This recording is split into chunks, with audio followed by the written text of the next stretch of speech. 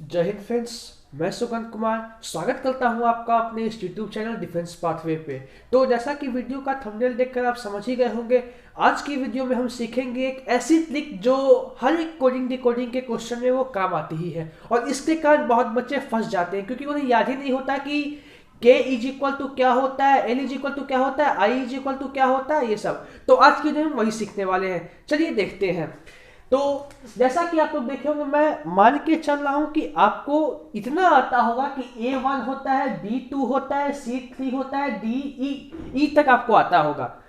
F से देखिए, F से क्या होता है, F से फिक्स होता है, तो फिक्स को हम लोग लिख सकते हैं 6 हो गया।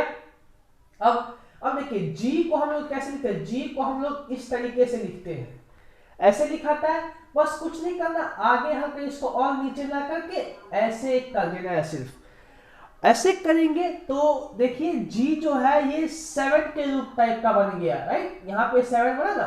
तो ध्यान से देखना, वीडियो को बीच में मत छोड़ना, क्योंकि अगर बीच में छोड़ दिए तो जिंदगी भर पछताओगे, कभी ऑफिसर नहीं बनोगे।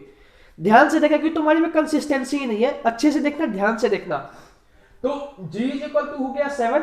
और देखो G हो गया तो G7 हो गया, चलो ठीक है। H हमको आता है 8 होता है, ठीक। अब देखो I जो होता है, इस I को हम लोग लिख सकते हैं, I को एक कर्सिव में ऐसे लिखते हैं, I, राइट। कर्सिव में अगर I को आप लिखोगे तो वो ऐसे लिखाता है। अब ऐसे लिखाने में ध्यान से देखोगे तो ये 9 बनता है, राइट। यहां पे देखो ध्यान से, ये I लिखा है ऐसे, हाँ, I आगे घिंचा करके 9 बना, तो ये I हो गया 9, ठीक है। अब देखो हमने सीख लिया A से लेकर के हमें F तक पता था, F से फिक्स 6 आपने याद कर लिया, G7 होता है, H 8 होता है, I 9 हो गया। देखो थोड़ा एफर्ट आपको करना होगा, ट्रिक्स सभी लेटर्स के लिए नहीं है, कुछ लेटर्स के लिए है, लेकिन हाँ इतनों के लिए है कि इससे रिलेटेड करके आप आगे कर सकते हो। और देखो ये सब प्रैक्टिस करोगे ना, तो ये सब अपने आप याद हो जाती है।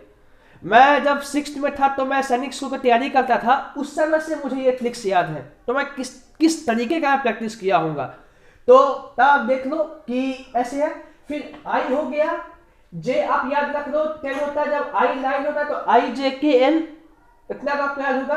तो आई जे 10, के 11, एल 12, और एम जो होगा, देखो एम है ना, ये ऐसे लिखाता है। एम को ध्यान से देखोगे तो एम ऐसे लिखाता है, राइट। अगर हम एम को चाहे बस इसको कुछ नहीं करना, इसको ऐसे पलट देना है।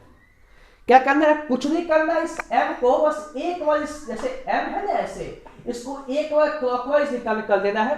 अगर हम करेंगे तो ये देखो ये 1 हो गया और ये बनेगा ऐसे 3। देखो ये एम ही है, ध्यान से देखोगे एम, राइट, एम है ना, और इसके आगे 1 लगा, तो एम को हमने एक बार पलटा, वो 3 बन गया, मतलब एम इज इक्वल टू 13 होगा, राइट। याद गया, एम याद होगा 13, तो एम एंड ओपी तक आपको याद ही हो जाता है। वैसे ओ का तो हर जगह काम पड़ता है, तो आप याद रखो कि ओ का 15 होता है, बिकॉज ओ का हर जगह काम पड़ता है, तो याद रखो एम 13 हो गया, एन ओ पी क्यू।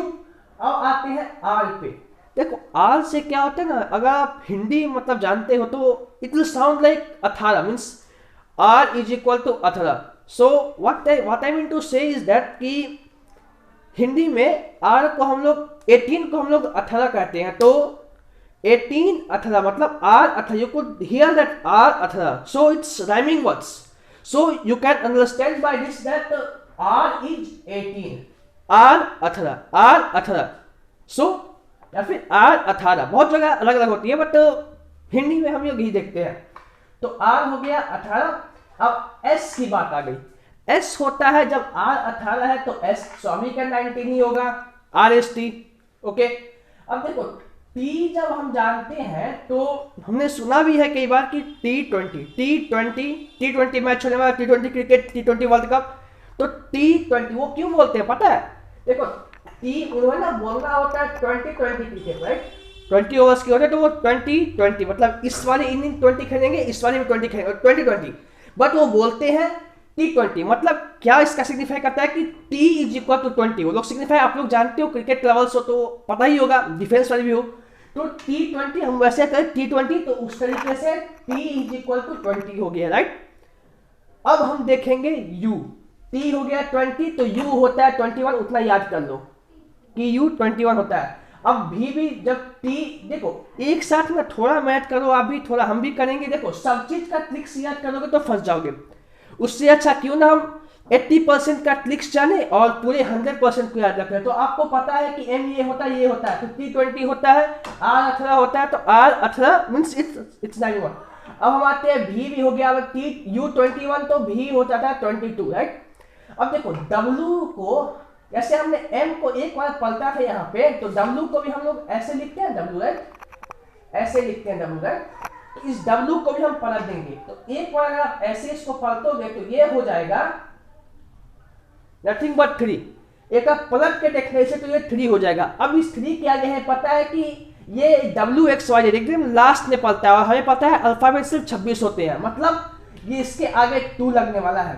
मतलब पहली बार 3 पलटोगे तो 1 लगाना, और दूसरी बार 3 पलटोगे, 3 को अगर आप काउंट करोगे तो आगे 2 लगाना। तो ये हो गया 23, मतलब W is equal to 23, right. अब आप X Y Z ये देख ही लोगे, X होता है 23 तो ये 24। वैसे इसका एक और ट्रिक भी होता है, बताता हूँ। देखो X जो है ना, ये ऐसे हुआ, हम 4 को लिखते हैं इस तरीके से, मतलब हाँ ऐसे लिखते हैं हिंदी, मतलब 4 को लिखते हैं। वैसे ही अगर X को देखोगे तो ये X ऐसे लिखा था, राइट। इसको हल्का पलट दो, सिर्फ ऐसे और ऐसे लिख सकते हो। ये प्लस साइन बन गया, ज्यादा कुछ नहीं करना, यहाँ पे ऐसे कर देना है। ये 4 बन गया, तो ये मतलब 24। वैसे WTU भी सॉरी सबको याद आता है। अब ये तुमको 24 याद ही हो गया, तो Y और Z तो पता ही है कि 25 और ये 26 होता है। इतने तक जब वीडियो को देख ही लिए हो तो अपने आप को शाबाशी दो, क्योंकि तुमने ऐसी चीज सीखी है जो बहुत कम लोगों को आती है और इसकी सबसे ज्यादा जरूरत है। कोडिंग डिकोडिंग इसी पे बेस्ड है। तो आपके एग्जाम्स आने वाले हैं, आपकी SSB आने वाली है, इस ट्रिक्स को लगाइए, इस्तेमाल कीजिए, एग्जाम फोड़िए एग्जाम्स को, और मिलते हैं आपसे नेक्स्ट वीडियो में। तब तक के लिए जय हिंद। अपने डाउट्स को कमेंट सेक्शन में देना ना भूलें।